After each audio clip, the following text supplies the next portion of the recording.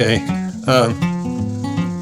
Well, when you're out here in the spring, there's so much to do, or at least people I work with, there's so much to do. There's burning pastures, and then you go around fence, and then you, when the grass is tall enough they can get a bite to eat, you turn them out. And then there's working ground, planting corn, working more ground, planting beans, fertilizing brome, and then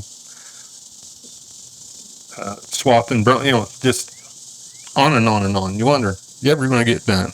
And so a lot of times you want to take shortcuts here and there when you can.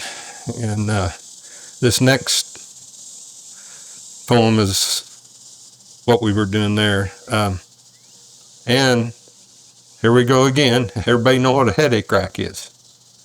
It's on the back of it protects the back windshield of the pickup, a metal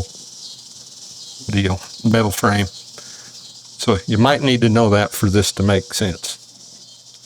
So, and this is, this would be Sammy Joe's grandpa.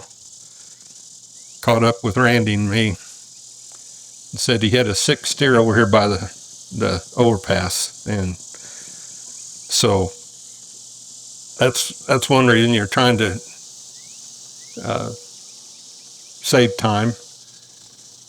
Instead of driving clear back to Bazaar, hooking on a trailer, grabbing a horse, saddling him, throwing him in, coming back, then maybe not finding the steer for a while. He might have left. So here's what happened. It's called pickup roping. That might have gave it away. We headed to the pasture down by the overpass to doctor a sick steer. Gary pointed to the pickup bed, said you can rope from right back here. I'd just moved to the Flint Hills from being out west. I'd never roped from the back of a pickup, but I'd try my very best. Gary's son and I hopped in the back where I decided to better hold on. Gary spotted the steer, and with the roar of the engine, we were gone. I had a death grip on that headache rack once we started after that steer.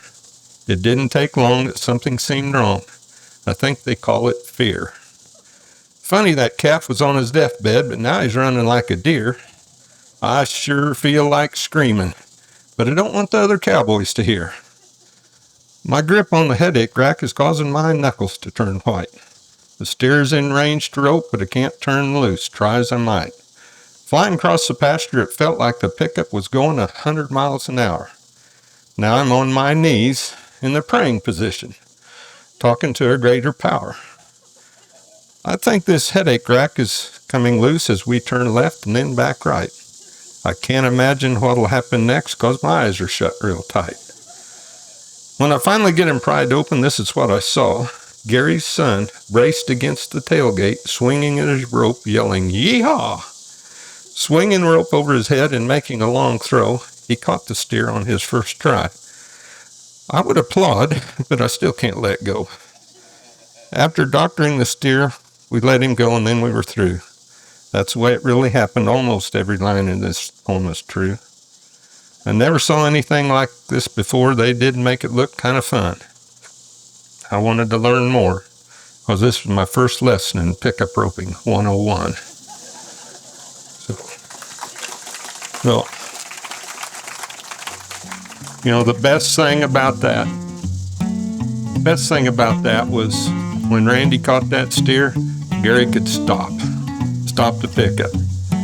So